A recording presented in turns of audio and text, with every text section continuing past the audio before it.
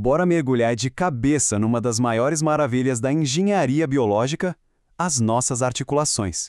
Olha, essa citação já dá o tom da nossa conversa, né? O corpo humano, ele é sempre comparado a uma máquina, e com toda razão. Pensa bem, é uma verdadeira obra-prima de design que consegue fazer coisas incríveis, tanto de força bruta quanto de uma delicadeza absurda. Mas aí é que está o grande desafio de engenharia, né? Como é que a mesma máquina consegue ser uma estrutura super rígida, sólida para proteger a gente e ao mesmo tempo ter toda a fluidez e a dinâmica para, sei lá, dançar, correr, gesticular? A grande sacada, a resposta, está justamente em como os nossos ossos se conectam uns aos outros. Então, vamos entrar de vez nesse assunto. A história toda das nossas articulações pode ser resumida nesse dilema, nesse jogo de forças. De um lado, a necessidade de estabilidade, do outro, a necessidade de mobilidade. E a solução que o nosso corpo encontrou para esse quebra-cabeça é simplesmente genial. Basicamente, são 3 tipos principais de articulações. E cada uma delas ocupa um lugar diferente nesse espectro, sabe? Num extremo, a gente tem a imobilidade total, estabilidade máxima. No outro extremo, liberdade total de movimento. E bem ali no meio, o equilíbrio perfeito. Vamos começar por um extremo, então, o da estabilidade total. A gente está falando aqui daquelas articulações que foram feitas para não se mover. A função principal delas é muito clara: unir e proteger. Esse primeiro tipo são as chamadas articulações fibrosas ou sinartroses. O nome já dá uma dica, né? O que conecta os ossos aqui é um tecido conjuntivo fibroso.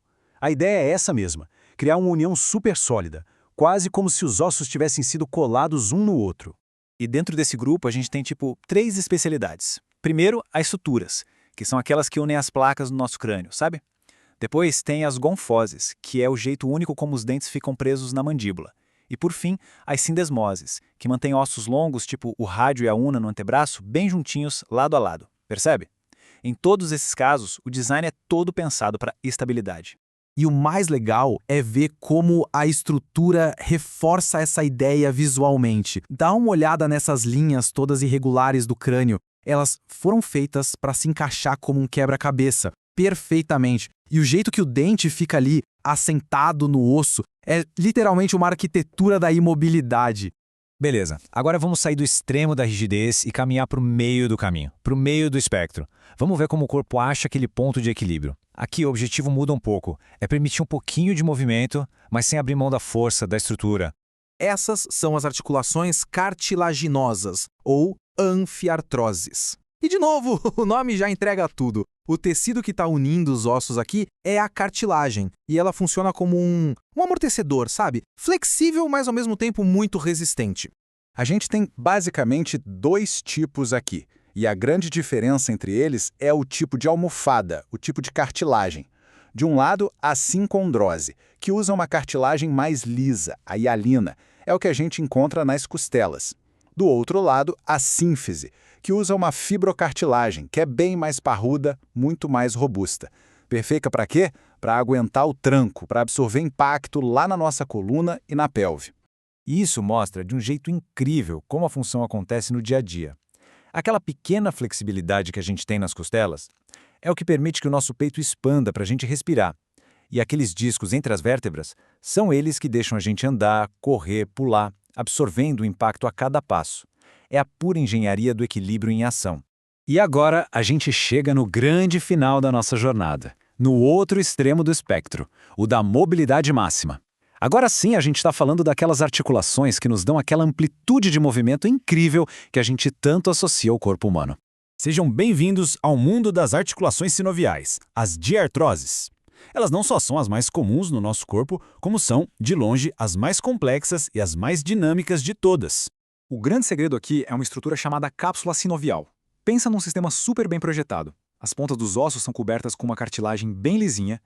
Tudo isso é envolvido por uma cápsula e lá dentro tem o líquido sinovial, que funciona como o melhor óleo lubrificante que se pode imaginar. O design inteiro é feito para uma coisa: diminuir o atrito e aumentar o movimento ao máximo. Para a gente entender a genialidade por trás delas, um jeito fácil é classificar por graus de liberdade. É um nome chique para dizer o seguinte: em quantos eixos ou planos diferentes essa articulação consegue se mover? Pode ser em 1, em 2 ou em todos os 3. Vamos começar com a mais simples, a uniaxial, que tem 1 grau de liberdade. É super fácil de entender. Pensa no cotovelo. Ele funciona exatamente como uma dobradiça de porta. Só abre e fecha, para frente e para trás. Ou seja, flexão e extensão. Simples assim. Eficiente e muito forte. Agora, subindo um degrau, temos as biaxiais, com 2 graus de liberdade. Aqui já tem mais opções de movimento. O punho, por exemplo, é como um joystick de videogame. Ele vai para frente e para trás e também de um lado para o outro. Já a articulação do polegar, que é chamada de selar, tem um formato todo especial que permite aquele movimento de pinça, sabe? É o que nos dá a habilidade de segurar as coisas com precisão. E, finalmente, o auge, o ponto máximo da mobilidade, a articulação triaxial. E o exemplo perfeito, claro, é o ombro. A estrutura dele é de bola e encaixe. Uma cabeça redondinha do osso se encaixa numa cavidade mais rasa e isso permite movimento em absolutamente todos os planos. Dá para flexionar, estender, abrir, fechar, girar. É a liberdade de movimento em 360 graus. É o máximo. Então, olha só que jornada! Da rigidez total do crânio à liberdade infinita do ombro, o nosso corpo tem um arsenal de soluções de engenharia para cada necessidade. Cada tipo de articulação é uma resposta perfeita para um desafio específico. E aí fica a reflexão, né? Quando a gente para pensar em toda essa complexidade, qual será o movimento mais impressionante que essa máquina perfeita consegue fazer?